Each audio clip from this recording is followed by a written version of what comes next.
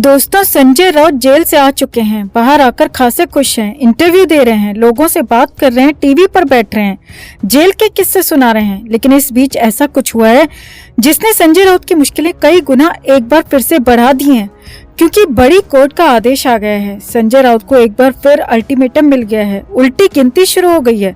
सिर्फ 10 दिन का वक्त संजय राउत के पास बचा है, क्योंकि यहाँ फेल हुए तो फिर तो जेल तय है। तो अचानक क्या हुआ ऐसा? क्या कहा बड़ी कोर्ट ने? क्यों फिर से जेल जाना पड़ सकता है संजय राउत को? आपको सब कुछ बताते हैं। आप भी कमेंट में अपनी राय जरूर दें कि क्या संजय राउत के लिए एक बार फिर से बुरे दिन शुरू हो गए हैं। कमेंट जरूर करें। चैनल के साथ जुड़कर चैनल को सब्सक्राइब कर हमारी आवाज बने।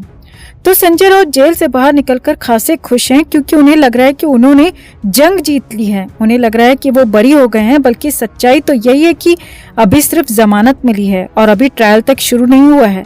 और जिस जमानत के नाम पर, जिस बेल के भरोसे वो जेल से बाहर आए, वो रद्द भी हो सकती है, खत्म भी हो सकती है। जी हाँ, ऐसा ही कुछ होने वाला है।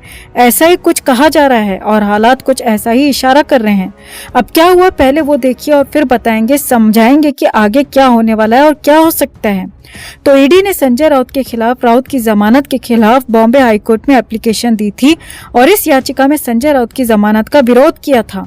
यही नहीं, लोअर कोर्ट का डिटेल फैसला आने से पहले ये याचिका दी गई थी और बाद में जब पीएमएलए स्पेशल कोर्ट का डिटेल फैसला आया तो उसके आधार पर इस एप्लीकेशन में बदलाव के लिए मंजूरी दी गई। आगे देखिए, अब कोर्ट में जैसे ही ये याचिका आई तो कोर्ट ने इसे सुनवाई के लिए एक्सेप्ट कर लिया। जी हाँ, याचिका को सुनवाई के लिए तुरंत ही मंजूर कर लिया गया और बड़ी बात यह है कि तुरंत में संजय राउत को नोटिस भी जारी कर दिया गया। ईडी के सवालों का, ईडी की आपत्तियों का जवाब देने के लिए कह दिया गया और इसके बाद राउत को तारीख दे दी गई। जी हाँ, और ये बड़ा मामला इसीलिए भी हो जाता है क्योंकि कोर्ट ने सीधे बेल के खिलाफ याचिका को स्वीकार किया और फिर उस पर राउत से जवाब मांगा और इसके लिए जल्द वाली तारीख मुकर्रर कर दी।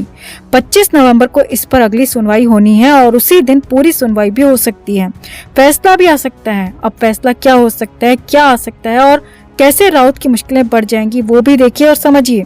तो ईडी ने लोअर कोर्ट में कहा था कि संजय राउत के खिलाफ पर्याप्त सबूत उनके पास हैं और वो जेल से बाहर जाकर सबूतों से छेड़छाड़ कर सकते हैं, गवाहों के लिए मुश्किलें खड़ी कर सकते हैं, क्योंकि संजय राउत पावरफुल आदमी हैं और अपनी ताकत का इस्तेमाल गलत तरीके से कर सकते हैं। और यही बातें, इनके अलावा भी बहुत सारी बातें ईडी ने हाई कोर्ट को भी कही हैं और इसी पर संजय राउत से जवाब तलब कर लिया गया है, मांग लिया गया है। अब अगर संजय राउत के जवाब से, राउत की दलीलों से हाई कोर्ट संतुष्ट होती है तो फिर तो राउत को राहत ही मिलेगी।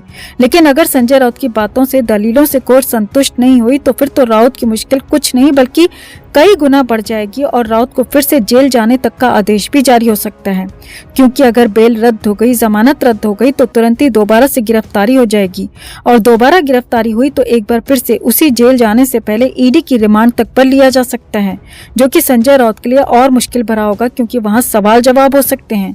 जेल से बाहर जाकर क्या किया, ये भी पूछा जा सकता है। तो कुल मिलाकर जेल से बाहर निकलते ही संजय राउत के लिए हालात अचानक खराब हो गए हैं और अब 10 दिन के करीब का काउंटडाउन है, जिसमें संजय राउत को अपना जवाब तैयार करना है, हाई कोर्ट को देना है। और बड़ी बात यह है कि ये जवाब कोर्ट को पसंद नहीं आया और अगर संजय राउत यहाँ पर फेल हुए तो फिर तो जेल दोबारा तय है, ये फाइनल हो जाएगा।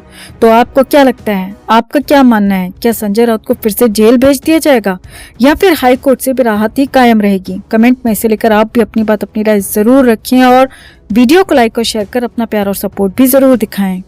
दोस्तों, संजय राउत को जमानत मिल चुकी है। राउत जेल से घर निकल चुके हैं, वापस घर भी पहुंच चुके हैं। लेकिन संजय राउत के घर पहुंचते ही आफत भी आ गई है। जी हाँ, आफत इतनी बड़ी है, इतनी ज्यादा है कि जेल से निकलने की 24 घंटे से भी कम समय में संजय राउत एक बार फिर जेल की सलाखों के पीछे जा सकते हैं। उनकी जमानत पर ग्रहण लग सकता है। जी हाँ, मुंबई से ये बड़ी खबर आ रही है क्योंकि ईडी का एक्शन यहाँ पर संजय राउत पर भारी पड़ सकता है। तो बताते हैं आपको कैसे एक दिन में 24 घंटे से भी कम समय में क्या ऐसा फैसला होने जा रहा है और क्यों ऐसा हो रहा है और कैसे 24 घंटे के ही अंदर राउत को फिर से जेल जाना पड़ सकता है। सब कुछ आपको बताते हैं, दिखाते हैं।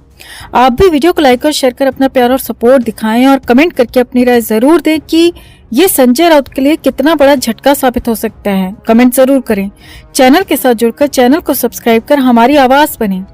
तो 9 नवंबर को संजय राउत को फाइनली जेल से बाहर निकलने का मौका मिल गया और राउत को लोअर कोर्ट से जमानत मिल गई।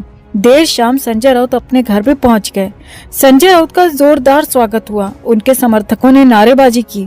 समर्थकों ने खूब जश्न भी मनाया, लेकिन ये जश्न, ये खुशी गायब हो सकती है, कापुर हो सकती है, क्योंकि संजय राउत की इसी जमानत पर ग्रहण लग सकता है। मामला एक बार फिर से कोर्ट पहुंच गया है और कोर्ट भी बड़ी है, मामला भी बड़ा हो चला है। तो सिलसिलेवार तरीके से आप देखिए और समझिए। संजय राउत को स्पेशल पीएमएलए कोर्ट ने जब जमानत दी तो ईडी ने इसका खुला विरोध किया। ईडी की तरफ से सरकारी वकील एसजी अनिल सिंह ने साफ साफ कहा कि इस फैसले पर स्टे दे दीजिए, क्योंकि हम हाई कोर्ट में इसके खिलाफ याचिका दे सकें। हालांकि वहां पर तो कोर्ट ने स्टे नहीं दिया और संजय राउत को रिहा करने का ही आदेश जारी कर दिया। लेकिन अगले ही मौके पर संजय राउत को झटका भी लग गया, क्योंकि मामला सीधे सीधे हाई कोर्ट पहुंच गया। जी हां, संजय राउत के खिलाफ ईडी बॉम्बे हाई कोर्ट पहुंच गई है और हाई कोर्ट ने सुनवाई के लिए याचिका भी ले ली है। जी हां, बड़ी खबर आपको ये बता रहे हैं कि हाई कोर्ट सुनवाई के लिए तैयार हो गया है। संजय राउत की जमानत को रद्द करने, संजय राउत की जमानत को स्टे करने या फिर कैसे भी संजय राउत को वापस से जेल में लाने की इसमें मांग की गई है। और इस याचिका को या कहें कि इस एप्लीकेशन को सुनने के लिए बॉम्बे हाई कोर्ट तैयार है, राजी हो गई है। आगे देखिए, अब 10 नवंबर गुरुवार के ही दिन ये खबर बनते वक्त इस याचिका पर सुनवाई हो रही है और यहाँ पर संजय राउत को बड़ा झटका लग सकता है। राउत के खिलाफ फैसला भी आ सकता है और अगर ईडी की बातों को, ईडी की दलीलों को, ईडी के पक्ष को हाईकोर्ट ने मान लिया, जान लिया, समझ लिया और संजय राउत के पक्ष को खारिज कर दिया, या कहें कि ईडी का पलड़ा अगर भारी पड़ गया, तो फिर तो एक झटके में संजय राउत की, उनके समर्थकों की खुशी काफूर हो जाएगी और संजय राउत की जमानत का ऑर्डर भी एक झटके में रद्द हो सकता है।